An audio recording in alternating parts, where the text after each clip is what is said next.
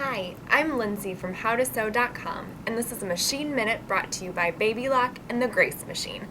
Here's a tip.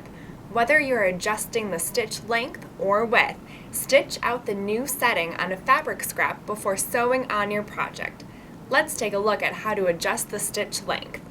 Your machine may look different than this machine, but the principles of changing the stitch length are the same no matter which machine you use. First, turn on the machine. Select a stitch. A straight stitch is generally the default setting. If not, turn the pattern selection dial to choose the stitch you're going to sew, in this case, a straight stitch. To make adjustments to the stitch length, press the top button, a plus or minus. A plus makes the stitch longer, a minus makes it shorter. A typical stitch setting for sewing seams is 2.5.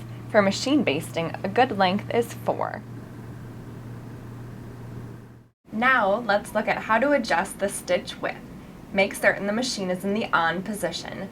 Turn the dial to the desired stitch pattern. A common one is a zigzag stitch, number 5 on this machine. Once you've set the desired stitch, the machine's LCD panel will indicate which presser foot needs to be installed. Change to the appropriate presser foot if needed.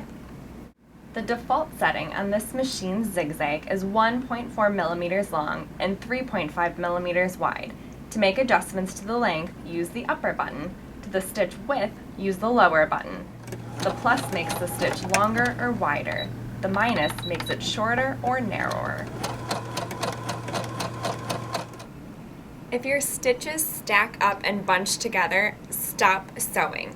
Increase the stitch length and try again. Continuing to sew when stitches have bunched together may cause your needle to break or bend. Whether adjusting the stitch length or width, stitch out the new setting on a fabric scrap before sewing on your project.